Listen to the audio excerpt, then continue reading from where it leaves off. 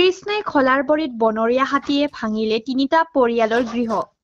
বনৰীয়া হাতীৰ সন্ত্ৰাসত জৰ্জৰিত গোৱালপাৰা জিলাত পুনৰ বনৰীয়া হাতীয়ে গৃহহাৰা কৰিলে তিনিটা পৰিয়ালক। শেহতীয়া ঘটনাস্থান জিলাখনৰ কৃষ্ণই আৰক্ষী থানাৰ অন্তৰ্গত খলাৰবৰী গাঁও।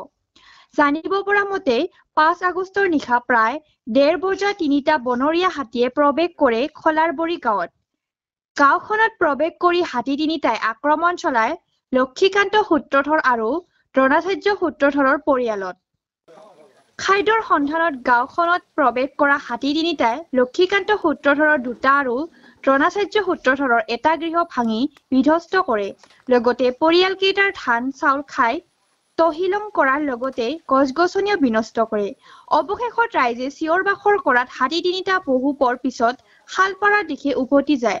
যোৱাৰ পথত শালপাৰাতো এটা পৰিয়ালৰ বাসগৃহৰ ক্ষতিসাধন কৰে বুলি জানিব পৰা গৈছে।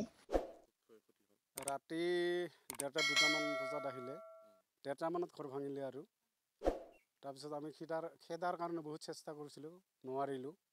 বন বিভাগক ফোন কৰিছিলোঁ, এই ড্ৰাইভাৰজনক কৰিছিলোঁ, কিন্তু তেওঁ ফোন নুঠালে। অন্ততঃ ১০বাৰমান মই ফোন কৰিছোঁ, ফোন নুঠালে। ঠিক তেনেকৈ আমি ৰাইজে বহুত চেষ্টা কৰিলোঁ খেদাৰ কাৰণে, খেদিব নোৱাৰিলোঁ। তাৰপিছত এই অৱস্থা হ'ল।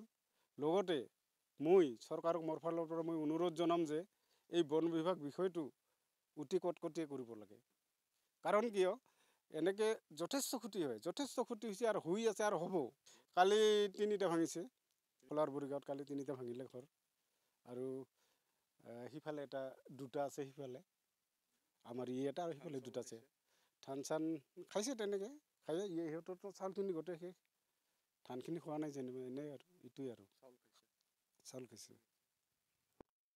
কালি ৰাতি ১:৩০-২টামান বজাত আহিছিলে।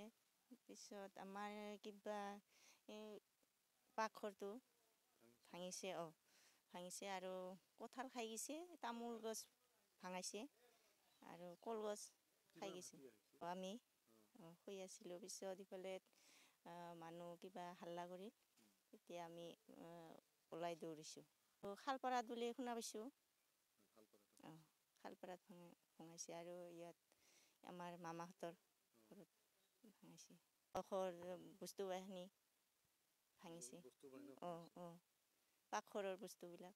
মোটামুটি ১:০০-১:৩০মান সময়ত মানে ইয়াৰ পৰা ঘূৰি যোৱা মোটামুটি 2টা বা 2:30 ঠিক তেনেকুৱা সময়তে ইয়াৰ পৰা খেদিব পাৰিছোঁ। তাৰ আগতে আমি খেদিব পৰা নাই, একদম ভাঙি আছে। ইফালে কলগছ খাইছে, তামোল গছ ভাঙি আছে, আনাৰস গছ খাই আছে আৰু মানে তেনেকুৱা ধৰণৰ বিভিন্ন ধৰণৰ ইফালে লুটপাত কৰি আছে। তেতিয়া আমি মানুহ আমাৰ বহুত মানুহ আহিছিল, সেই মানুহবিলাকে আমি খেদিব পৰা নাই, খেদিব পৰা নাই। বহুত সময় আছিল। চাউল পাত ধান ইত্যাদি কৰি আমাৰ পাকঘৰত যিখিনি সামগ্ৰী আছিল কমপ্লিট খাইছে। এতিয়া একেটা নাই। আজিয়ে বৰ্তমান ক্ষেত্ৰত মোৰ 1 কেজি চাউল নাই খাবলৈ। অলপমান ৰহিছে আমাৰ যিটো নেকি চাউল থোৱা হাৰি, তাতে অলপমান হাৰিৰ চাউল ৰহিছে, গতিকে সেইখিনিয়ে আমি এতিয়া বনাই খাম। কালি নাম ওলাই আনিছিলোঁ মানে চৰকাৰী চাউল 23 কেজি ওলাই লৈ আহিছিলোঁ, গতিকে কমপ্লিটলি চেছ। আৰু মোৰ ঘৰত অলপ চলপ ধানো আছে, কিন্তু ধানটো মই শুকাই দিব পৰা নাই, যিহেতু এনেকৈ বাৰিষা পথাৰৰ কাম হৈ আছে। সেই হেতুকে মানে আজি মোৰ বৰ্তমান ক'ব লগা হ'লে খাব লগাই নাই। এতিয়া দোকানৰ পৰা কিছু অলপ চলপ চাউল কিনি আনিলেহে এতিয়া খাব পাৰিম, এনেকুৱা অৱস্থা কৰি থৈ দিছে।